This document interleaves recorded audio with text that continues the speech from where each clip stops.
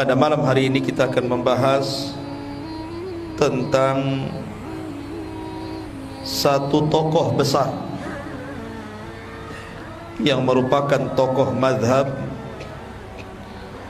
dan madhabnya adalah madhab yang mayoritas di negeri kita, madhab Syafi'i, yang didirikan oleh Al-Imam Asy-Syafi'i rahimahullahu ta'ala.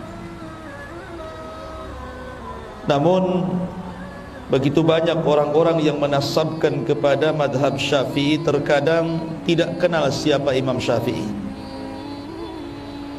Harusnya orang-orang yang menasabkan diri kepada sebuah madhab itu minimalnya dia harus kenal siapa Imam Syafi'i.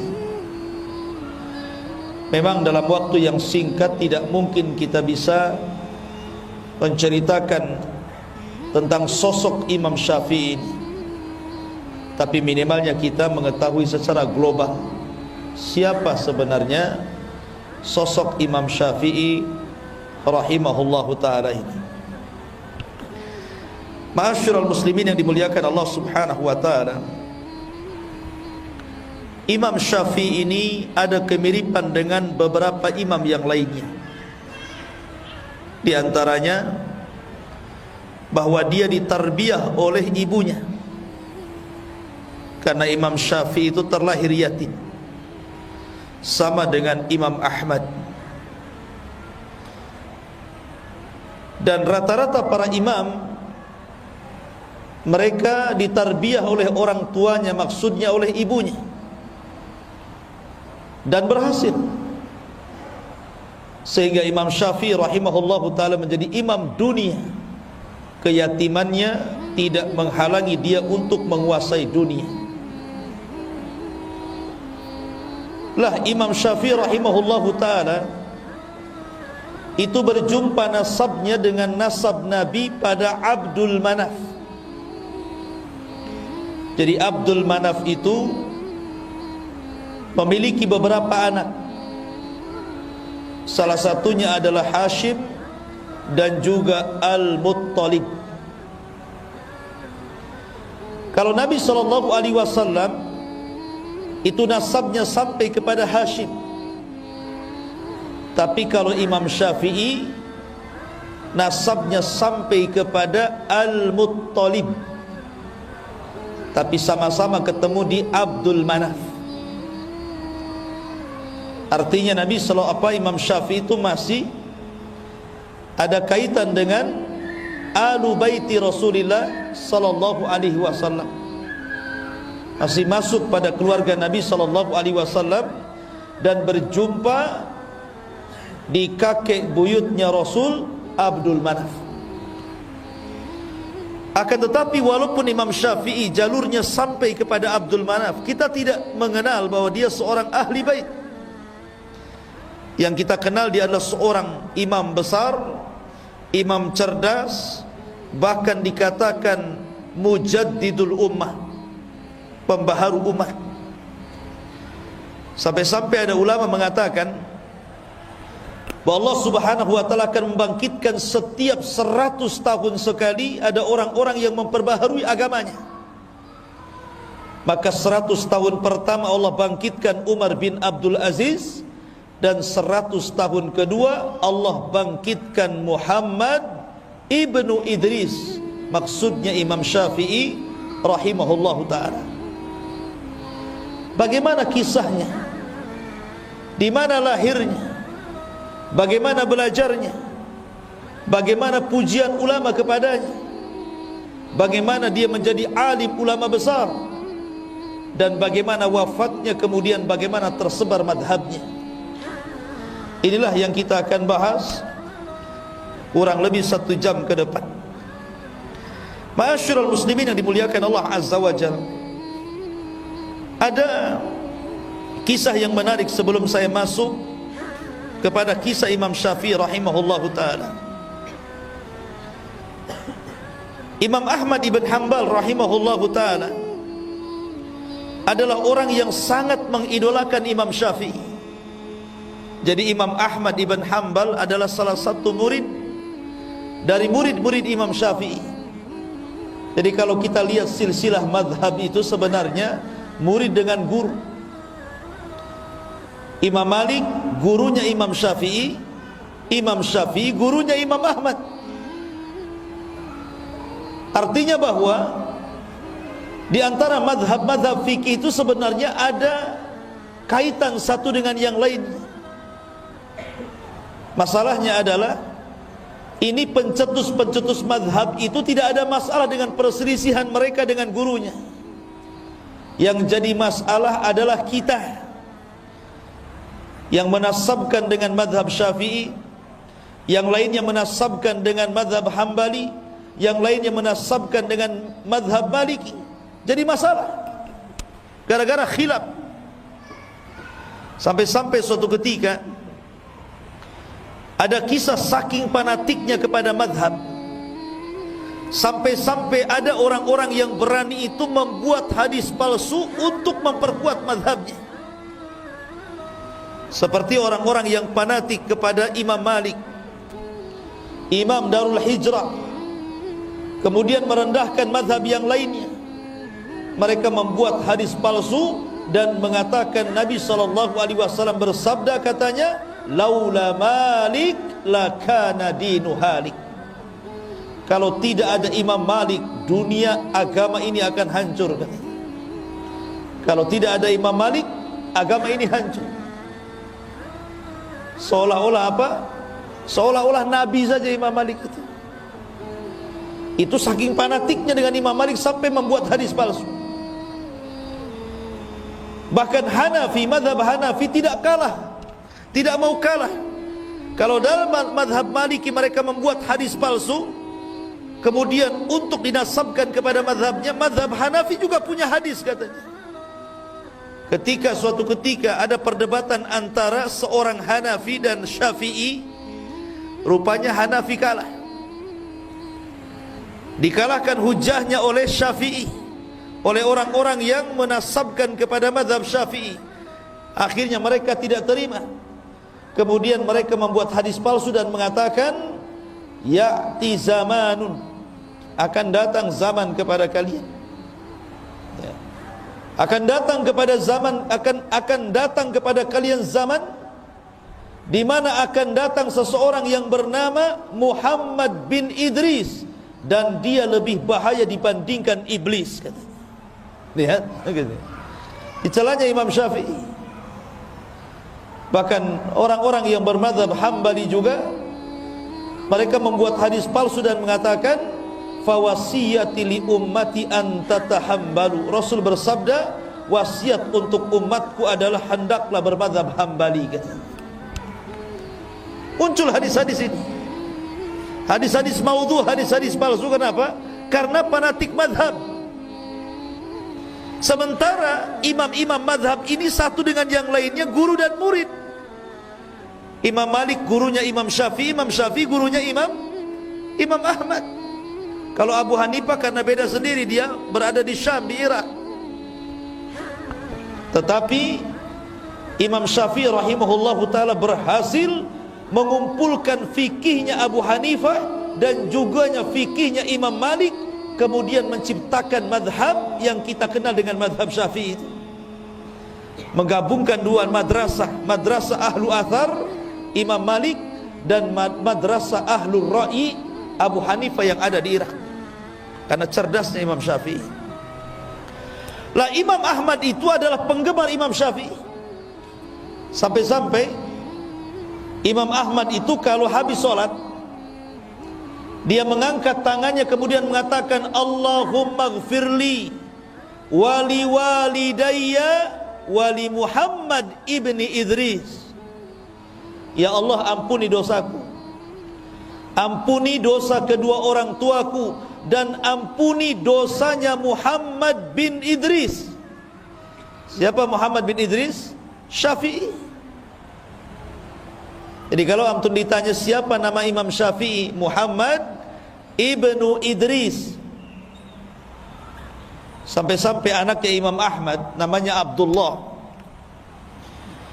Karena keseringan mendengar bapaknya itu selalu memuji Imam Ahmad, selalu memuji Imam Syafi'i, jadi dia penasaran. Kemudian dia mengatakan kepada bapaknya Imam Ahmad, "Wahai bapakku, seperti apa Imam Syafi'i itu? Kenapa engkau senantiasa memuji Imam Syafi'i? Tidak ada waktu kecuali kau puji Imam Syafi'i, dan kau doakan Imam Syafi'i sampai 40 tahun kau doakan dalam solatnya untuk Imam Syafi'i." Siapa emangnya dia? Karena putranya tidak tahu. Maka Imam Ahmad mengatakan, "Ya bunai, inna Syafi'i kasyamsi lid dunya wa kal afiyati lil jasadi." Wahai anakku, tahukah kamu Imam Syafi'i siapa? Imam Syafi'i itu seperti matahari untuk bumi ini, dan seperti kesehatan bagi orang-orang yang perlu kesehatan pada badannya. Jadi manusia berhajat kepada matahari dan berhajat kepada kesehatan. Artinya manusia sangat berhajat kepada Imam Syafi'i. Bayangkan Imam Ahmad loh 40 tahun berdoa kepada Imam Syafi'i agar Allah mengampuni dosanya. Pertanyaannya, pernah nggak antum mendoakan guru-guru antum itu? Jangan-jangan antum sendiri tidak pernah didoakan, apalagi doain orang. Orang tua antum aja nggak pernah didoakan gitu. Harusnya kita doakan guru-guru kita dalam setiap solat kita, dalam setiap doa kita, karena itu menunjukkan ketakwaan seseorang menghormati guru-gurunya. Karena bagaimanapun guru-guru itu sudah berjasa kepada anda ini. Minimalnya telah memberikan keterangan dan hidayah untuk menjelaskan mana yang baik dan mana yang buruk, dan itu tidak bernilai harganya. Ma'asyiral muslimin yang dimuliakan Allah Azza wa Jalla, bahkan dikatakan oleh Ibnu Katsir rahimahullahu ta'ala, jadi Imam Syafi'i itu bukan hanya satu ulama, Imam Ahmad saja yang memujinya, tapi banyak para ulama memuji Imam Syafi'i. Sampai-sampai dikatakan oleh Abdurrahman ibn Mahdi. Abdurrahman ibn Mahdi dia seorang ulama besar yang ada di Baghdad, Irak. Dialah yang meminta kepada Imam Syafi'i untuk menulis sebuah kitab, namanya Kitab Usulul Fiqh. Dan itulah kitab pertama di dunia yang dikarang oleh Imam Syafi'i.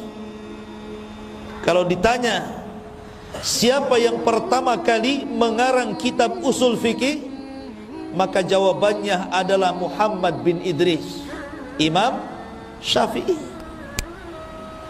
Bayangkan, makanya dikatakan mujaddid. Karena seseorang tidak akan paham fikih kalau dia tidak belajar usulnya. Makanya ulama mengatakan, man harumal usul harumal wusul. Siapa yang diharamkan tidak paham dengan usul, maka tidak akan sampai ke tujuan, kata ulama. Karena orang bisa mengambil istinbat hukum dari Quran dan Sunnah itu karena paham usul fikih. Dan tidak ada yang meletakkan usul fikih pertama kali kecuali Imam Syafi'i. Atas siapa? Atas permintaan Abdurrahman ibnu Mahdi, seorang alim ulama Baghdad. Jadi Abdurrahman ibn Mahdi ini mengirim surat. Ketika itu Imam Syafi'i berada di Mekah, agar menuliskan untuk dia satu risalah berbentuk usul fikih. Maka ditulis oleh Imam Syafi'i itu bagaimana caranya pengambilan istinbat hukum dari Quran dan Sunnah untuk masalah fikih. Kemudian setelah selesai, kitabnya disebut Ar-Risalah. Kemudian dihantar ke Baghdad. Ketika buku itu sampai di Baghdad, semua ulama-ulama Baghdad takjub dengan buku itu, memuji Imam Syafi'i. Kenapa?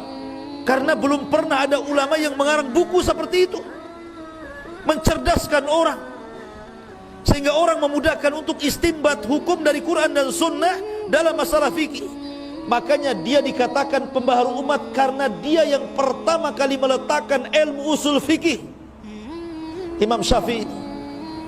Sehingga kita orang-orang setelahnya memudahkan untuk memahami tentang hukum-hukum dalam fikih dengan pahamnya usul fikih itu. Ma'asyiral muslimin yang dimuliakan Allah Azza wa Jalla, apa kata Imam Abdurrahman Al-Mahdi rahimahullahu ta'ala? Dia mengatakan, kata Abdurrahman ibn Mahdi, demi Allah, aku tidak pernah melihat orang yang paling berakal melebihi Imam Syafi'i. Dia manusia yang ajaib dan cerdas. Ma'asyiral muslimin yang dimuliakan Allah Azza wa Jalla, dan banyak lagi pujian nanti kita akhirkan.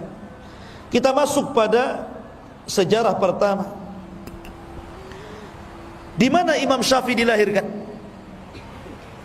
Imam Syafi'i dilahirkan, ada yang mengatakan di Gaza. Kita kenal ada namanya jalur Gaza. Di mana? Palestina. Ada yang mengatakan dia dilahirkan di Asqalan. Makanya ada ulama namanya Al-Hafidh Ibnu Hajar Al-Asqalani. Asqalan, di mana Asqalan? Masih di Palestina. Jadi ada yang mengatakan di Gaza, ada yang mengatakan di Asqalan, intinya Palestina. Jadi Imam Syafi'i dilahirkan di mana? Di Palestina. Lahir pada tahun 150 Hijriah dan wafat pada tahun 204 Hijriah. Berarti berapa usia Imam Syafi'i? 53 kan? Kurang lebih 53 ya. Dia lahir tahun 150 Hijriah, wafat tahun 204 Hijriah. Siapa yang bisa ngitung? 80? 54? 54 tahun. Ya, kurang lebih 54 tahun. Artinya waktunya muda kan, 54 tahun kan masih muda tuh. Karena usia umat Nabi SAW berapa? Berkisar 60 tahun sampai 70 tahun saja kan. Artinya Imam Syafi'i itu masih muda meninggal itu. Tapi karyanya luar biasa. Bahkan pemikiran madhabnya sampai mempengaruhi seantero dunia, sampai ke negeri kita. Negeri kita ini mayoritas Syafi'i. Bayangkan usia yang sangat muda, tapi madhabnya bisa menyebar ke seantero dunia. Lah kebetulan di tahun kelahiran Imam Syafi'i itu adalah hari wafatnya Abu Hanifah. Jadi Abu Hanifah itu wafat pada tahun 150 Hijriah, tepat dengan lahirnya Imam Syafi'i di tahun 150 Hijriah. Jadi Abu Hanifah wafat, lahir Imam Syafi'i. Seolah-olah Allah Subhanahu wa ta'ala ingin menggantikan dengan wafatnya Abu Hanifah, lahirnya imam yang menggantikan Abu Hanifah, Imam Syafi'i Muhammad ibn Idris rahimahullahu ta'ala. Lah ketika usia Imam Syafi'i ini 2 tahun, meninggal ayahnya. Masih muda ayahnya sudah meninggal. Akhirnya kemudian ibundanya membawa Imam Syafi'i yang ketika itu usianya 2 tahun dari Palestina, dibawa ke Mekah. Kemudian ditarbiyah oleh ibunya. Ketika Imam Syafi'i kemudian mulai membesar, usianya sudah 5 tahun, 6 tahun, 7 tahun gitu, maka Imam Syafi'i itu dihantar sama ibunya untuk belajar Al-Quran, belajar menulis, belajar tajwid dengan ulama yang ada di Masjidil Haram. Jadi mungkin kalau istilah orang sekarang ngaji TPQ lah ya. Jadi di zaman itu ada TPQ juga. Masalahnya TPQ juga bayar kan sama gurunya. Imam Syafi'i ini tidak punya uang karena memang miskin dia. Dia tidak bisa bayar sehingga dia malu. Akhirnya dia pun mengatakan kepada ibunya, saya ingin nggak akan belajar sampai ibu bayar dulu tuh SPP-nya, itu bahasanya gitu. Tapi ibunya mengatakan, gini saja wahai Syafi'i, aku berikan kau solusi. Biar kamu tetap belajar karena ibu tidak sanggup membiayai kamu. Sudah gini saja, kalau ada syekh sedang ngajari anak orang kaya, kamu pura-pura duduk dekat dia, jangan ketahuan gurumu. Nanti apa yang diajarkan kau tangkap, kau hafal. Jadi kalau saya lagi ngajar anak-anak, nanti antum di situ duduk pura-pura dengerin gitu. Kata ibunya, apapun yang dikatakan gurunya kepada anak orang kaya itu, kau tangkap, kau hafal, kata. Betul dia nurut dengan ibunya. Subhanallah, berikan kecerdasan kepada Imam Syafi'i. Apapun yang dikatakan gurunya langsung hafal. Sampai-sampai di usia 7 tahun sudah hafal Quran. Di usia 7 tahun sudah hafal mutun-mutun. Dan dia memiliki suara yang sangat indah. Sampai-sampai gurunya itu, apabila tidak hadir mengajar anak-anak, Imam Syafi'i yang menggantikan padahal masih kecil. Sini kamu gantikan saya ngajar, katanya. Bayangkan. Karena cerdasnya. Bahkan di usia 10 tahun Imam Syafi'i sudah mampu menghafal kitabnya Imam Malik Al-Muwatta. 30.000 hadis di dalam Muwatta itu. Imam Syafi'i ini hafal. Bayangkan, hafal usia berapa? 10 tahun. Anak-anak di zaman sekarang 10 tahun error lah otaknya, main game.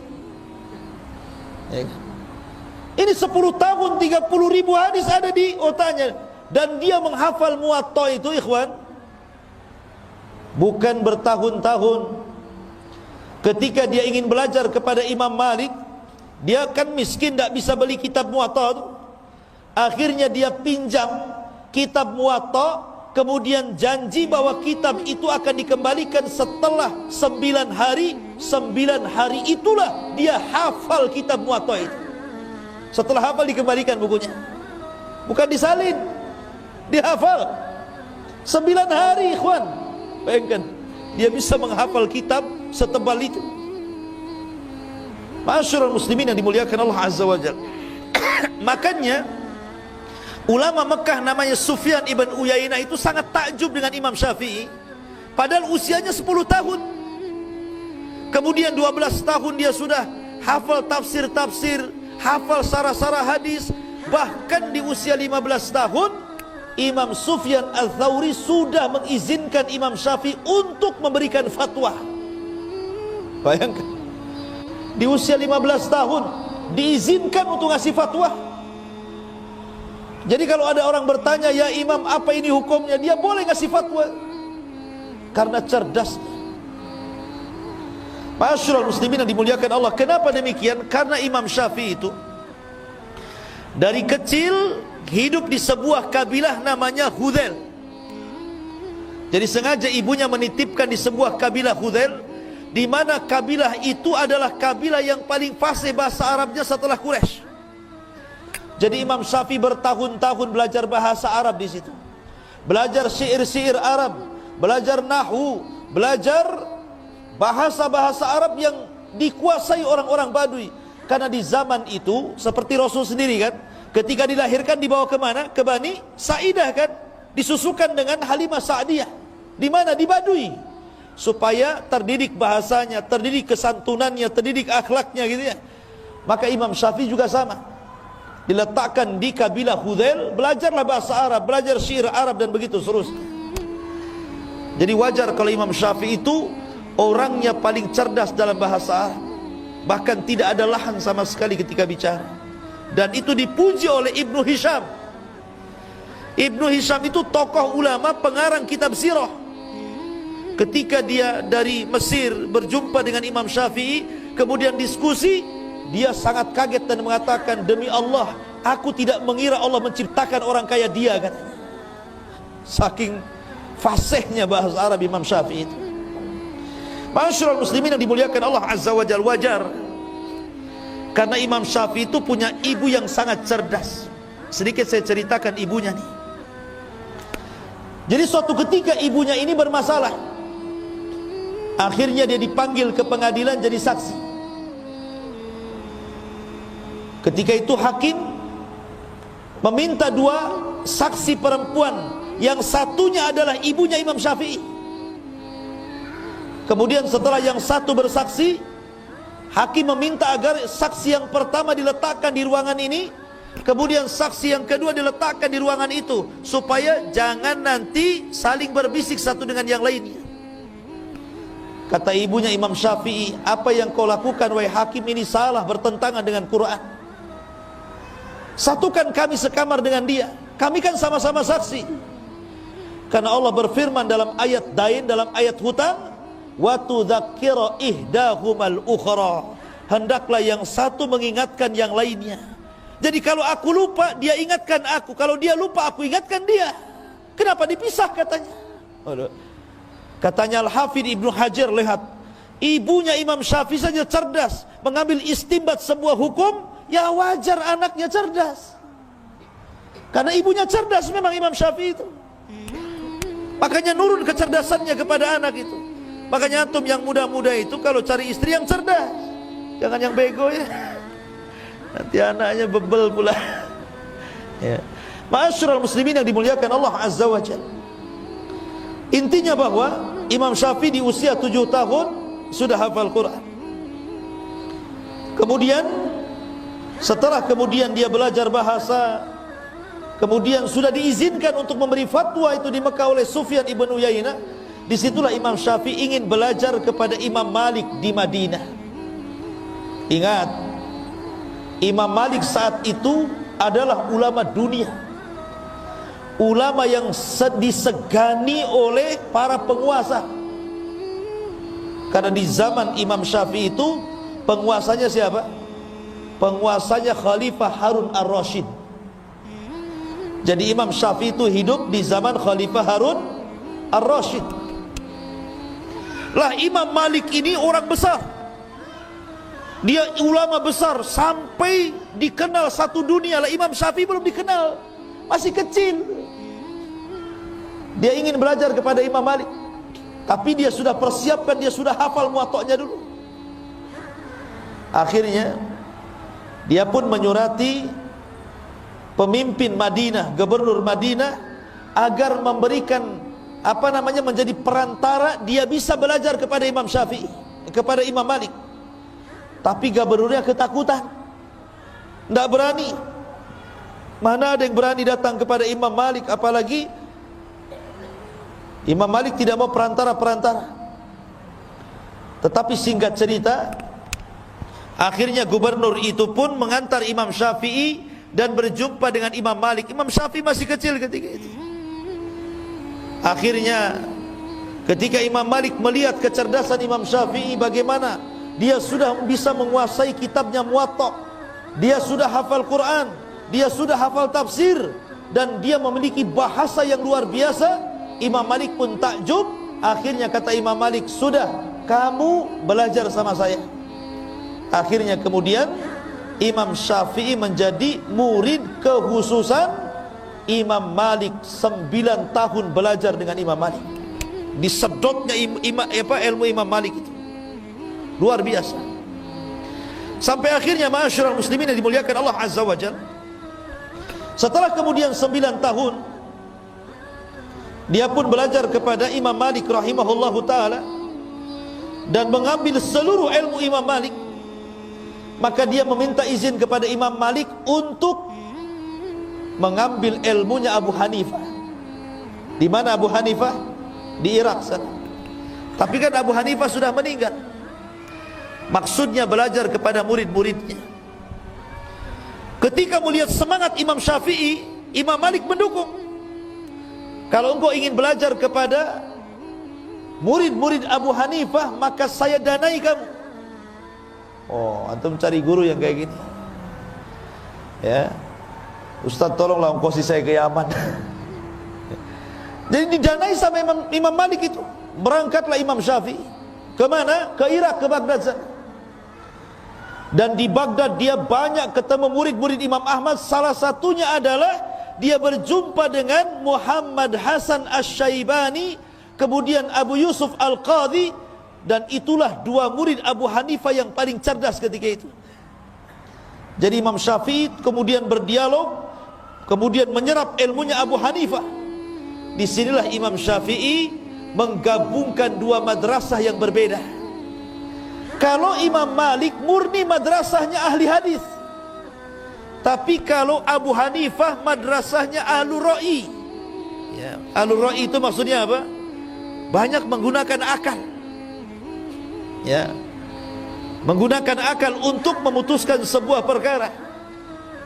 Maka Imam Syafi'i menggabungkan dua mazhab yang berbeda ini. Ketika itulah Imam Syafi'i di Baghdad menulis satu kitab namanya Al-Hujjah, atau disebut dengan Risalah Awal, yang disebut dengan Qaulul Qadim namanya, ucapan Imam Syafi'i lama. Karena ketika Imam Syafi'i hijrah ke Mesir, kemudian wafat di Mesir, Imam Syafi'i menarik semua kata-kata dan fatwanya dalam kitab Al-Hujjah itu, kemudian ngarang buku lagi namanya Al-Um. Makanya Al-Um itu disebut Qaulun Jadid, perkataan yang baru. Jadi Imam Syafi'i itu punya fatwa lama, punya fatwa baru. Dan tidak mengapa seseorang itu berubah-ubah pendapat. Pamannya dulu pendapat dia seperti ini, kemudian belajar dapat ilmu baru. Oh, enggak benar yang dulu saya tinggalkan. Yang barulah yang lebih kuat menurut saya. Tidak ada masalah. Ya. Karena Imam Syafi'i 99% fatwanya dirubah.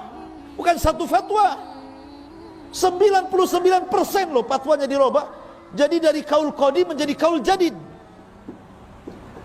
Tetapi para ulama setelahnya, ada yang kemudian memandang kaul qadim itu lebih kuat sehingga menguatkan kaul qadim. Ada yang kemudian memandang kaul jadid lebih kuat, akhirnya merojehkan kaul jadid. Terjadilah khilaf antar madhab Syafi'i. Ya, gitu. Jadi di tubuh madhab Syafi'i itu banyak khilaf. Karena ada yang mengambil perkataan yang lama dari Imam Syafi'i, dan ada yang mengambil perkataan baru Imam Syafi'i masalahnya. Tapi begitulah Imam Syafi'i, orang yang paling cerdas luar biasa. Jadi ketika Imam Syafi'i kemudian ke Baghdad, kemudian menyerap ilmunya orang-orang Baghdad dan mampu menguasai fikihnya Hanafi, kemudian dia akhirnya pulang lagi ke Mekah, ke Madinah. Ketika itulah kemudian dia ingin berangkat ke Yaman. Lihat para ulama ini, mereka kalau belajar itu rihlah, berjalan ke sana kemari. Tapi bukan jalan-jalan, betul-betul menuntut ilmu. Berangkatlah Imam Syafi'i ke Yaman. Di Yaman inilah Imam Syafi'i akhirnya belajar kepada orang-orang yang pakar-pakar firaq. Bahkan pernah belajar Syiah, supaya membantah Syiah, bukan untuk belajar Syiah. Dia belajar Syiah itu untuk dibantah. Karena ada orang-orang Syiah yang mengatakan Syafi'i itu Syiah katanya. Enggak, Imam Syafi'i itu ahli sunnah. Lah, ketika kemudian di Yaman inilah Imam Syafi'i mempelajari banyak hal. Salah satu yang dipelajari adalah ilmu firasah, firasat, ilmu firasat. Jadi kalau melihat orang itu, gelagatnya tahu ini orang baik atau orang jahat. Di dunia ini sampai-sampai dikatakan yang mampu mempelajari ilmu firasat cuma dua saja. Pertama Khalil Ibn Ibrahim, dan yang kedua Imam Syafi'i Muhammad bin Idris. Dia mempelajari ilmu firasat. Dia nengok orang saja udah tahu nih, banyak utang nih kayaknya. Jadi luar biasa itu. Bukan meramal, itu ada ilmunya itu. Tapi tidak semua orang bisa kan gitu ya. Memang Imam Syafi'i membidangi itu. Karena kekuatan hafalan, kekuatan akal, kecerdasannya itu loh, sehingga dia mampu menguasai ilmu firasat itu. Tapi Allah takdirkan ikhwan, di Yaman ini dia terkena fitnah, di mana Imam Syafi'i difitnah oleh gubernur yang ada di Yaman, bahwa dia hendak memberontak kepada Khalifah Harun ar-Rasyid karena hasadnya. Para ulama-ulama sesat melaporkan kepada penguasa Yaman, kemudian akhirnya Imam Syafi'i ditangkap dengan beberapa ulama yang lainnya, kemudian dibawa ke Baghdad, dihadapkan kepada Khalifah Harun ar-Rasyid. Subhanallah, teman-temannya mati dipenggal. Ketika giliran Imam Syafi'i ini, wahai Syafi'i, Anda masuk sini. Kemudian khalifah bertanya, betul kau akan memberontak kepada diriku? Maka Imam Syafi'i menjelaskan bahwa tuduhan itu tidak benar. Bahkan Imam Syafi'i harus masuk penjara dan disiksa di penjara. Tapi kemudian setelah mendengarkan dialog dan mengatakan, tidak mungkin aku memberontak kepadamu wahai khalifah. Kemudian dia mengatakan bahwa diriku ini hafal Quran, hafal tafsir, hafal hadis, hafal mutun. Disebutkan penguasaan dia tentang ilmu agama. Lah, Harun ar-Rasyid ini ulama juga walaupun dia khalifah. Karena Harun ar-Rasyid itu belajar kepada Imam Zuhri, belajar kepada ulama-ulama yang lain, sehingga Harun ar-Rasyid itu mengumpulkan dua keutamaan. Pertama khalifah, yang kedua ulama. Akhirnya kemudian ditanyalah Imam Syafi'i, apa pengetahuanmu tentang Quran, tentang hadis, tentang ini, tentang itu? Dijawab semuanya, termasuk tentang nasab. Imam Syafi'i paling tahu. Lah ketika itulah maka Imam Syafi'i, lah ketika persidangan itu ada Muhammad Hasan Asy-Syaibani yang suka diajak berdebat dengan Imam Syafi'i dan diambil ilmunya.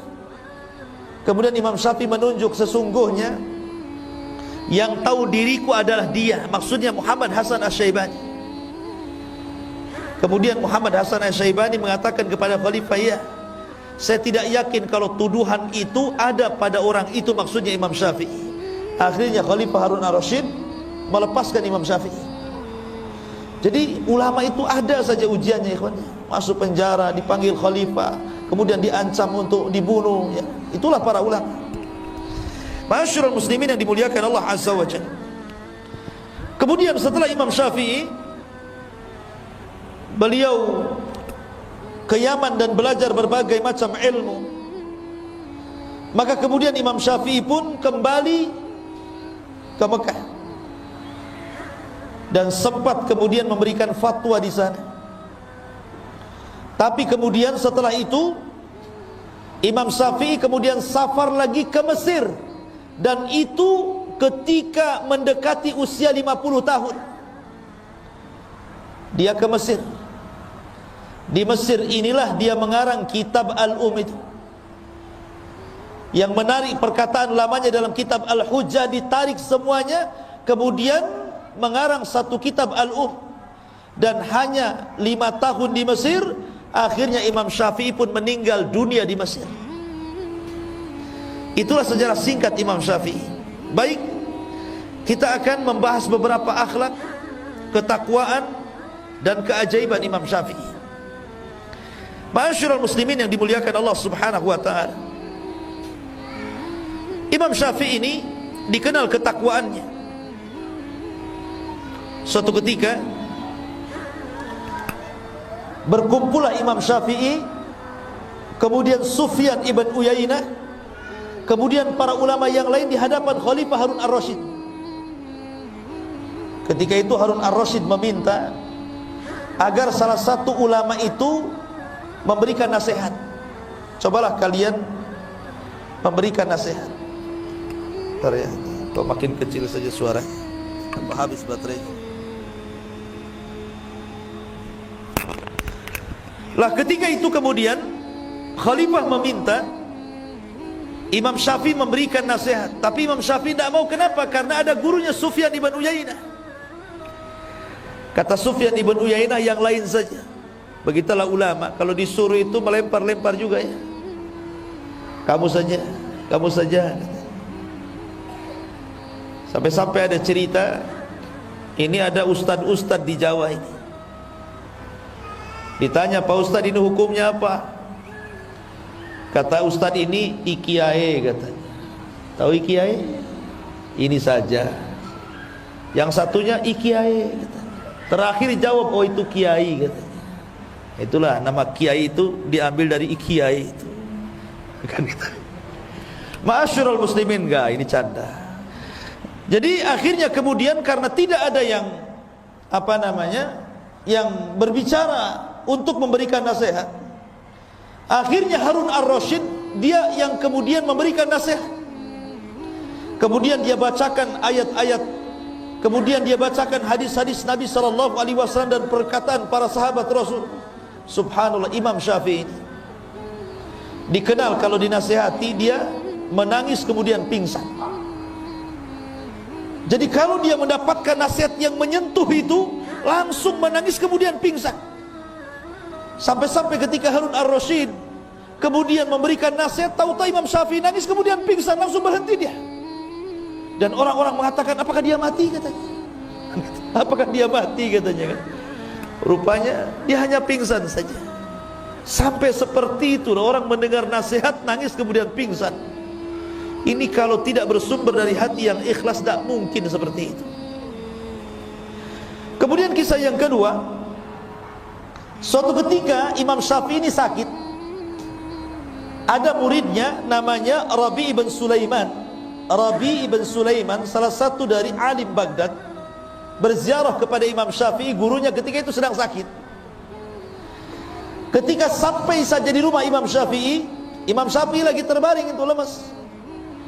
Akhirnya kemudian kata Rabi' ibn Sulaiman, dia pun mendoakan Imam Syafi'i dan mengatakan, qawwallahu dha'faka ya imam, qawwallahu dha'faka ya imam. Kalimat qawwallahu dha'faka ya imam itu memiliki dua makna. Makna yang pertama, qawwa itu artinya semoga Allah menguatkan kelemahanmu hai imam, maknanya dihilangkan penyakitnya. Tapi makna yang kedua, maksudnya menguatkan kelemahannya sehingga makin lemah lagi, kan begitu ya. Kalimat itu kan ada dua makna ya, semoga Allah menguatkan kelemahanmu. Ini bisa diartikan maksudnya lemahnya itu supaya lebih lemah lagi, ataukah supaya lemahnya dihilangkan, kan begitu ya. Kalimat itu kan. Jadi Imam Syafi'i tersenyumlah. Kamu mengatakan qawallahu dha'fi idzan qatalani. Kalau engkau mengucapkan seperti itu, sama aja kau bunuh aku katanya. Jangan gitu. Karena apa? Imam Syafi'i guyon sebenarnya. Dia paham tak mungkinlah Rabi' bin Sulaiman itu maksudnya kalimat qawallahu dha'fak itu supaya ditambah kelemahannya Imam Syafi'i gurunya. Tapi karena ada dua kalimat, ada satu kalimat memiliki dua makna, Imam Syafi'i masih bercanda ketika sakit itu. Idzan qatalani. Kalau kau ngomong begitu, kau hendak membunuhku ya, supaya kelemahanku bertambah. Tapi Imam Syafi'i mengatakan tidak ya, saya yakin dengan dirimu wahai Rabi, sekalipun engkau mencelaku, kata Imam Syafi'i, lau sabbabtani la alimtu anta la taqsuduni. Sekalipun kau mencelaku, saya yakin kau tidak bermaksud untuk mencela kepada aku. Begitu. Lihat bagaimana husnudzonnya kepada manusia. Kalau ada yang mencela dirinya, oh itu mungkin karena lagi marah. Kalau ada yang menghina kita, oh mungkin dia lagi ada masalah, oh, dikasih uzur gitu. Itulah Imam Syafi'i. Kalau kita enggak, ada orang mandang kita, langsung kita ini sewot. Ngapain pandang-pandang? Padahal enggak ngomong tuh, baru pandangan saja sudah sewot. Apa kau katanya? Oh, bahasa Medan pula keluar. Ya. Ma'asyiral muslimin yang dimuliakan Allah Azza wa Jalla. Kemudian yang ketiga, kisah perdebatan antara Yunus As-Sadafi dengan Imam Syafi'i. Ini guru murid sebenarnya ini. Biasa orang dulu itu murid berdebat dengan gurunya. Jadi Yunus As-Sadafi atau Ibn Abdil A'la ini bermasalah dengan Imam Syafi'i ini, berdebat gitu sangat sengit sampai keduanya mengangkat suaranya saking kencangnya gitu. Akhirnya marah ini Yunus ini, keluar dari majelis Imam Syafi'i, kemudian kabur dari ke masjid dan masuk ke rumahnya. Tapi Imam Syafi'i ini walaupun harus berbeda pandangan, bukan berarti bermusuhan. Keluar dari masjid, dicarinya rumah Yunus As-Sadafi itu.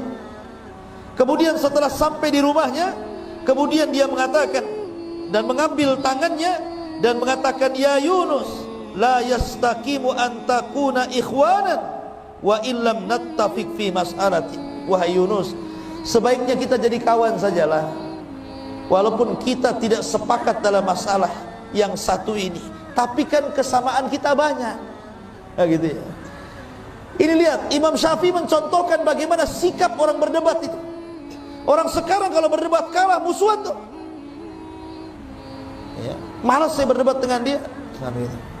Sudah tidak ada kawan lagi. Bahkan kalau sampai berdebat itu sampai membidah-bidahkan tuh. Itu ahli bid'ah itu hizbi itu hati-hati itu. Ya, itu jangan ke situ tuh. Sampai seperti itu. Kadang-kadang sesama orang ngaji itu berdebat seperti itu kan. Gara-gara ngaji sama ustaz ini nggak boleh ngaji sama ustaz itu katanya. Ya, segitu piciknya otak itu. Imam Syafi'i loh ya, dia ngalah datang ke muridnya, sudahlah kita berkawan saja walaupun beda masalah, kan enak itu kalau ngomong begitu. Ma'asyiral muslimin yang dimuliakan Allah Azza wa Jalla. Kemudian juga kisah yang lainnya, tapi kisah ini ada yang mengatakan lemah, dilemahkan para ulama, tapi nggak apa-apa kita kisahkan. Jadi karena Imam Syafi'i itu selalu dipuji-puji Imam Ahmad, sampai anak perempuan Imam Ahmad itu setiap hari mendapatkan dongeng dari Imam Ahmad tentang sosok Imam Syafi'i. Jadi hayalannya itu akhirnya pengen ketemu. Kok bapakku ini selalu memuji Imam Syafi'i. Akhirnya terhayalkan, kapan jumpa dengan Imam Syafi'i, kapan jumpa dengan Imam Syafi'i. Allah takdirkan, Masya Allah, di musim Saif, Imam Syafi'i itu kebetulan safar dari Mekah ke Baghdad, dan rumah Imam Ahmad itu di Baghdad. Dan qadarullah ketika itu Imam Syafi'i sedang sakit panas, bukan kena corona. Ya sakit demam, diikat kepalanya. Ya. Kemudian mampir pula di rumah Imam Ahmad. Wow, Imam Ahmad senang. Kenapa? Karena anak-anaknya selalu bercerita tentang Imam Syafi'i. Imam Ahmad ingin kenalkan, ini loh orang yang selalu aku ceritakan kepada kalian, gitu maksudnya. Wah, senang anak-anaknya yang selama ini mereka penasaran ceritanya Imam Syafi'i itu diceritakan Imam Ahmad, rupanya orangnya datang, kan bahagia. Tapi kebahagiaan itu kemudian menjadi kekecewaan ketika salah satu putri Imam Ahmad ini memperhatikan ibadahnya Imam Syafi'i karena ingin menirunya. Seperti apa sih hebatnya orang ini? Kenapa bapakku sampai mengalem-ngalem dia? Mulailah malam hari. Awalnya datang Imam Syafi'i, tentu namanya tamu kan dijamu tuh. Kasih makan enak. Sekali makan habis makanannya, satu meja. Jadi ditengokin saja sama anaknya. Wah, banyak makannya nih Imam ini kan. Gitu. Kemudian habis makan dia jilat-jilati tangannya. Kemudian dia perhatikan cara makannya. Kenapa dia cara makannya tidak pakai sunnah Nabi? Sunnah Nabi kan 3 jari. Ini main kerewek 5 jari ini. Ya. Harusnya kan seorang imam itu pakai 3 jari, makan sedikit. Ini habis satu meja. Mulai dia bertanya-tanya ini Syafi'i ke bukan Syafi'i? Gitu. Akhirnya malam harinya ditengok lagi, nggak ada pun sholat malam dia. Tak tahajud, tak witir, tidur aja gulang-guling gitu. Sampai subuh. Ya. Kata anaknya, macam mana betul tak Imam Syafi'i? Kalau imam kan harus sholat malam, tahajud gitu ya. Anehnya lagi yang ketiga, ketika Imam Ahmad bangun di waktu subuh, ngajak Imam Syafi'i sholat subuh nggak wudu lagi, bayangkan. Makin stres anaknya ini. Ini jangan-jangan Imam Syafi'i KW ini. Ya. Ma'asyiral muslimin yang dimuliakan Allah Azza wa Jalla. Penasaranlah anaknya ini. Kemudian manggil bapaknya Imam Ahmad. Wahai Abi, betul tak Imam Syafi'i itu? Kata Imam Ahmad, iya dia itu Imam Syafi'i. Dialah orang yang suka aku puji-puji, aku doakan 40 tahun. Dialah orangnya. Kata anak putrinya begini, wahai bapakku, saya punya 3 soalan. Pertama, saya perhatikan cara makan dia, sudah tidak pakai sunnah, habis pula satu meja. Kemudian yang kedua, kok nggak pernah sholat malam. Aku perhatikan dia nggak witir, nggak tahajud, nggak ada apa-apa, tidur aja kerjanya. Kemudian ketika saya perhatikan dia pulang dari rumah, itu air yang kau sediakan wahai bapakku untuk berwudu disentuh pun tidak. Langsung ke masjid dia. Sebenarnya ada apa ini? Akhirnya Imam Ahmad juga penasaran, ingin tanya juga sama Imam Syafi'i pertanyaan tiga perkara dari anak ini. Mulailah kemudian Imam Syafi'i ditanya tentang 3 soalan dari anak itu. Imam Syafi'i ini orang cerdas ya. Dia ada jawabannya. Kalau antum di posisi Imam Syafi'i malu, memang antum seperti itu. Gitu ya. Tapi Imam Syafi'i mengatakan, ya Ahmad, haddatsana Rasulullah sallallahu alaihi wa haddatsana fulan qala haddatsana fulan qala Rasulullah sallallahu alaihi wasallam. Kemudian dia membacakan, adapun kenapa saya makan, saya habiskan semuanya itu karena Rasulullah bersabda, ta'amul qurama dawa wa ta'amul bukhala daun, katanya. Karena makanan orang yang ikhlas itu, makanan orang yang dermawan itu pasti jadi obat. Makanya mumpung ini obat, ku makan semua. Kan aku lagi sakit kemarin itu, lagi demam, tapi bukan kena corona sekali lagi. Ya. Setelah saya makan habis makananmu, alhamdulillah, hilang demam saya, katanya. Hilang demam saya. Ta'amul qurama dawa, bahwa makanan yang diberikan orang yang dermawan, orang ikhlas pasti jadi obat. Tapi makanan yang diberikan orang bakhil, hati-hati jadi penyakit. Hati-hati jadi penyakit. Makanya kalau antum punya kawan bakhil ditraktir jangan mau, pulang mencret. Iya. Oh, kalau kawannya ini dermawan, maulah saya. Jadi kalau antum sakit di rumah, stres, nah, telepon saja kawan yang dermawan itu. Kapan traktir saya? Tidak usah ke apotek cari obat, cari kawan saja yang dermawan. Kemudian yang kedua, kenapa aku tidak tidur, kata. Aku tidak tidur, kata Imam Syafi'i. Memang aku tidak sholat malam, aku tidak tahajud, aku tidak witir, tetapi sepanjang malam ini aku teringat hadis Nabi. Kemudian aku usahakan hadis itu dalam satu malam aku keluarkan faedah-faedahnya, dan aku berhasil mengumpulkan 100 faedah dari hadis itu. Kemudian Imam Ahmad penasaran, hadis apa itu? Kemudian Imam Syafi'i mengatakan, hadis tentang burung Nughair.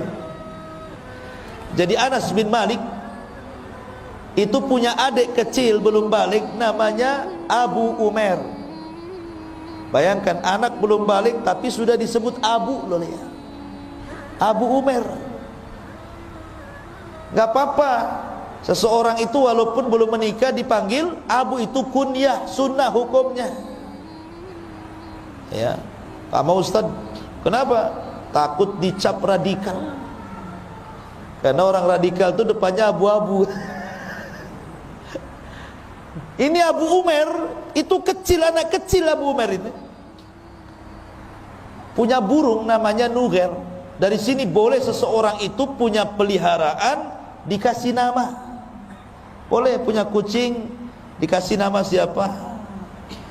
Ya, kasih nama siapa? Kucing. Jangan kasih nama istri antum. Jadi boleh kita memberikan nama kepada peliharaan, sebagaimana di zaman itu ada burung dikasih nama Nughair sama si Abu Umair ini. Namanya anak burung berakal, belum balik, kan tidak pandai merawat burung ya. Lain dengan kayak antum, mungkin ada sangkarnya, dimandikan, orangnya belum mandi, burungnya sudah mandi. Orangnya belum makan, burungnya sudah makan. Ya. Karena anak kecil yang melihara burung mungkin tak keinjak, tak kecekik, matilah burung ini. Nangis Abu Umair ini, namanya anak-anak. Maka dilaporkanlah oleh Anas bin Malik kakaknya kepada Rasulullah, ya Rasulullah, adik saya menangis. Kenapa? Burungnya mati. Maka Nabi langsung dari rumahnya, bayangkan, takziah gara-gara kematian burung. Bayangkan, orang burung mati takziah loh Nabi. Bukan orang saja takziah, Nabi bertakziah sama anak kecil gara-gara burungnya mati. Kenapa?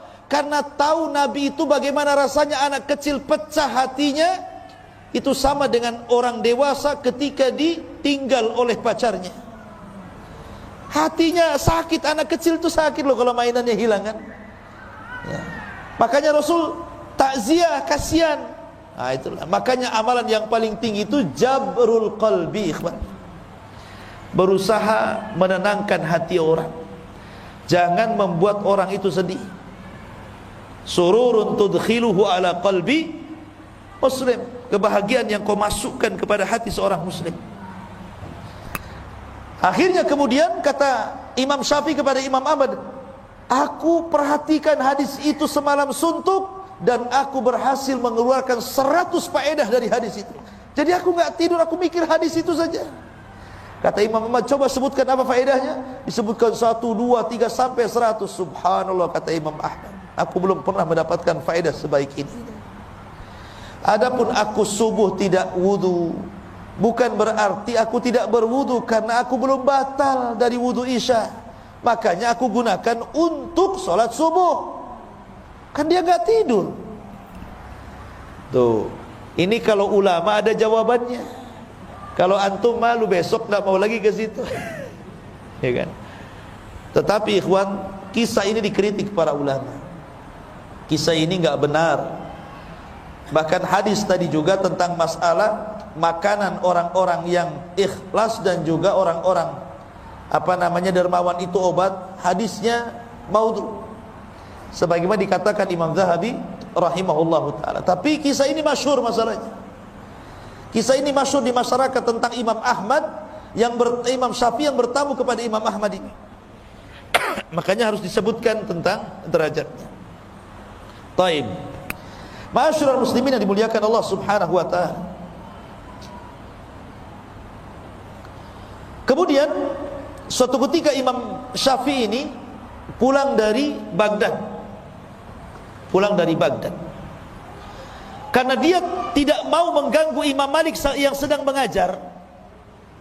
Karena pasti kalau dia tahu dirinya datang, pasti akan berhenti belajar, pasti akan menyalami dan memeluknya, dan nanti masalah ini orang belajar ini terganggu. Dia tidak mau mengganggu orang yang sedang belajar.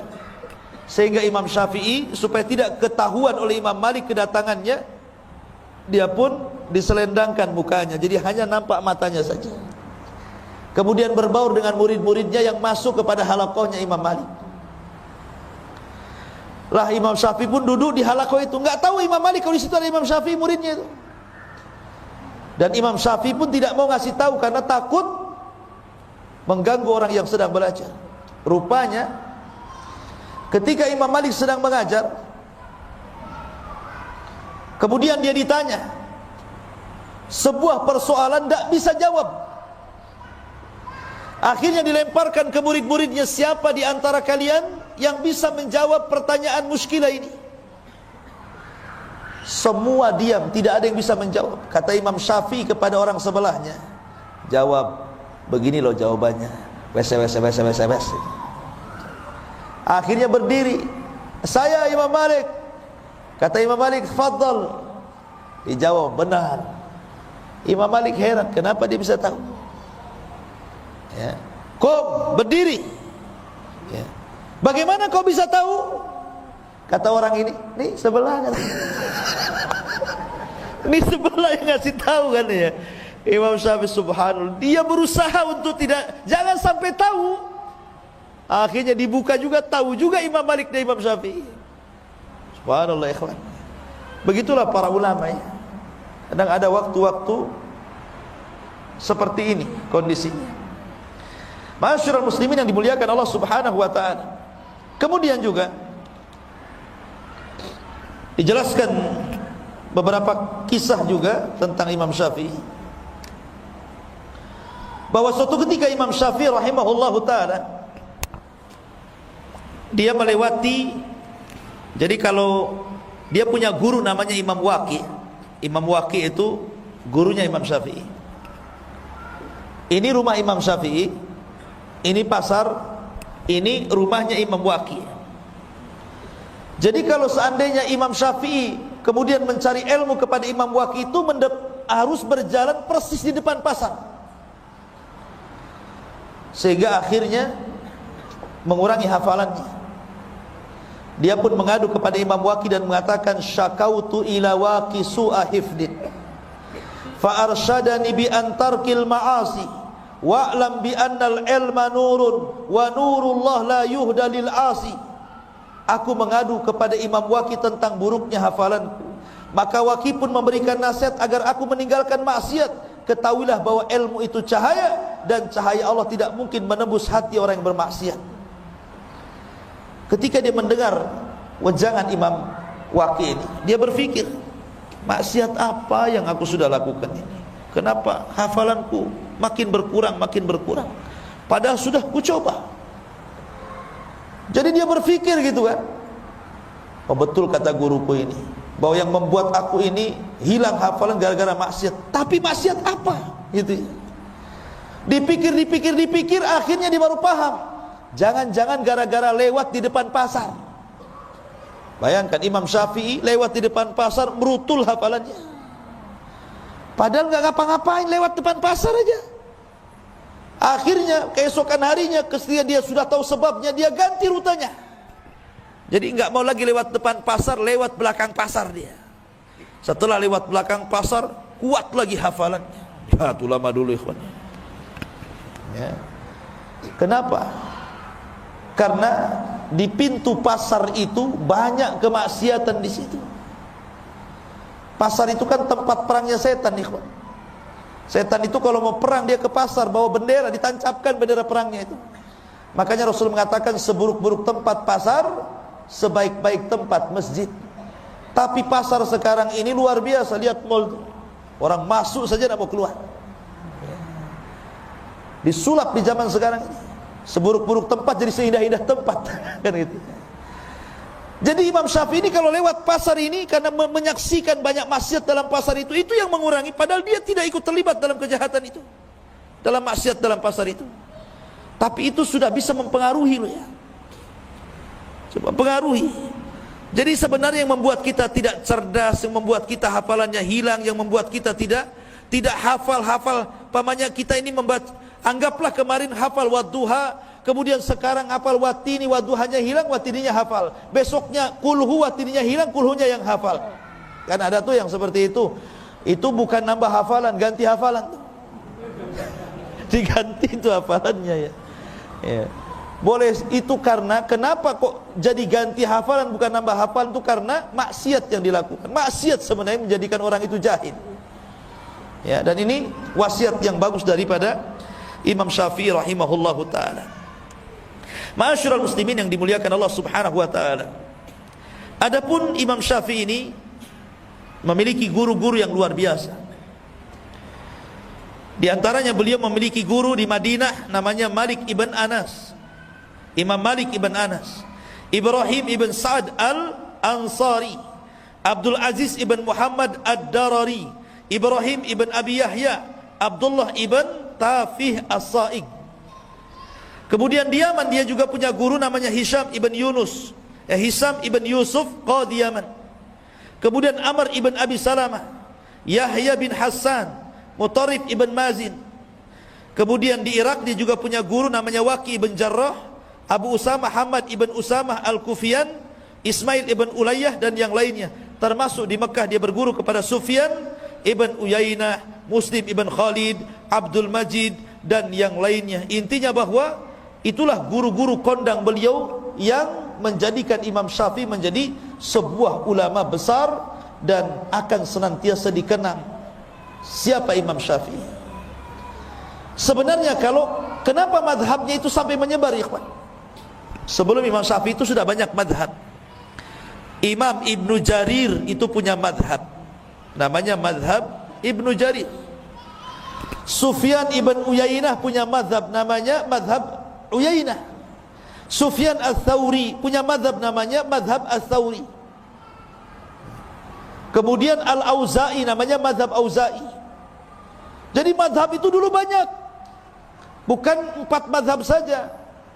Cuman masalahnya ulama-ulama ini tidak banyak muridnya yang menyebarkan madhabnya ke seantero dunia, sehingga dengan hilangnya mereka, hilangnya juga madhab mereka. Wafatnya mereka menjadikan wafat juga cara pandang mereka, sehingga tidak banyak dikenang orang. kecuali 4 madhab, ya, Maliki, Hanafi, kemudian Hambali dan Syafi'i. Ini murid-muridnya banyak, sehingga murid-muridnya inilah kemudian mencatat seluruh fatwa-fatwa Syafi'i, Imam Malik, Abu Hanifah, Imam Ahmad. Kemudian setelah imam-imam ini meninggal, maka fatwa-fatwa mereka menyebar di seantero dunia. Makanya madhabnya tersebar. Bukan berarti madhab ini cuma 4 ini saja, tidak. Sebelumnya banyak madhab, cuman tidak tersebar, tidak seperti 4 madhab, ya. Tetapi ingat, Imam Syafi'i sendiri mengatakan dalam urusan madhab, idza sahhal hadis fahuwa madhabi. Kalau hadis itu sahih, berarti itu madhabku. Maknanya kalau kita mengikuti hadis yang sahih, kata Imam Syafi'i, dia sudah ikut madhab, ya kan? Jadi tidak perlu fanatik dengan madhab itu, ya. Karena kalau kita bicara madhab itu ada 3 kelompok di masyarakat itu. Satu, ada orang yang fanatik buta dengan madhab. Saya mah Syafi'i Ustaz, Hambali tidak mau, Maliki ogah, Hanafi apalagi saya tidak mau, Syafi'i tetap Syafi'i, hidup mati Syafi'i katanya. Mau benar mau salah Syafi'i. Ada orang yang seperti itu fanatik madhab.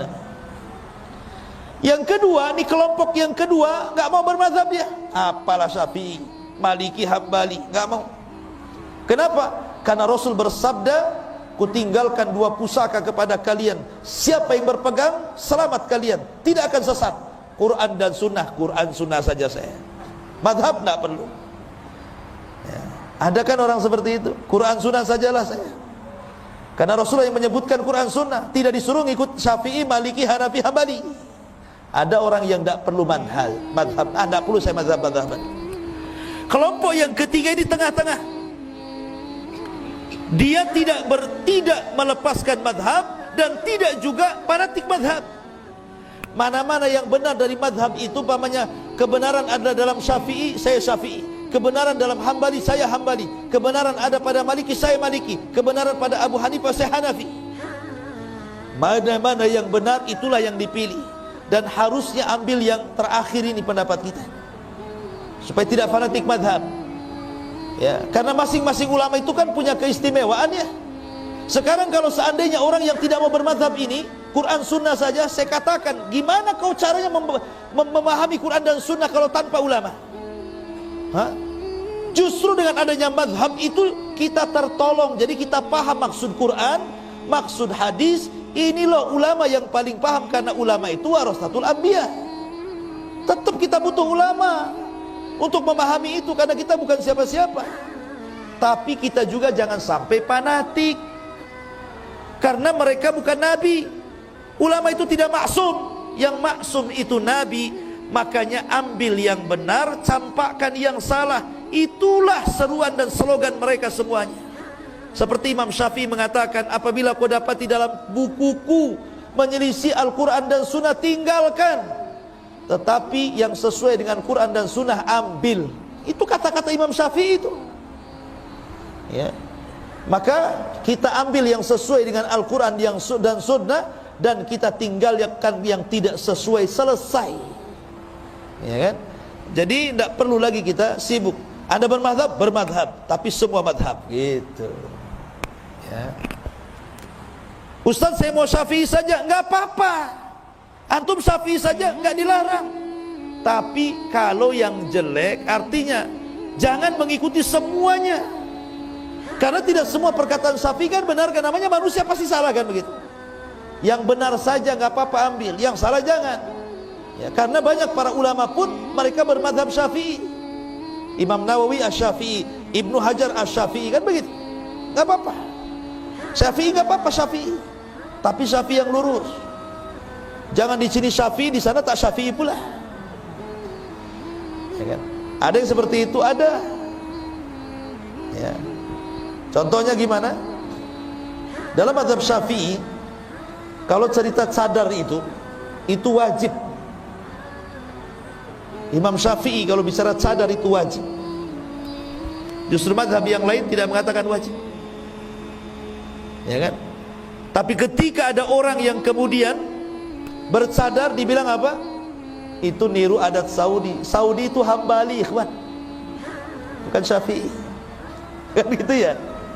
Itu karena tidak paham madhab kan. Harusnya kalau dia paham madhab jangan ngomong begitu. Justru dalam madhab Syafi'i itu wajib pakai cadar itu, dan madhab yang lain tidak. Kenapa anda kemudian ngaku madhab Syafi'i tapi urusan ini anda katakan dari Saudi katanya? Berarti tak paham madhab ya. Itulah pentingnya seseorang itu mempelajari fikih sesuai dengan madhab supaya tidak fanatik. Wallahu a'lam bishawab. Ikhwatu fillah, ini yang bisa sampaikan, mudah-mudahan ada manfaatnya. Subhanallah bihamdika asyhadu an la ilaha illa anta astaghfiruka wa atubu ilaik. Allahu ta'ala. Assalamualaikum warahmatullahi wabarakatuh.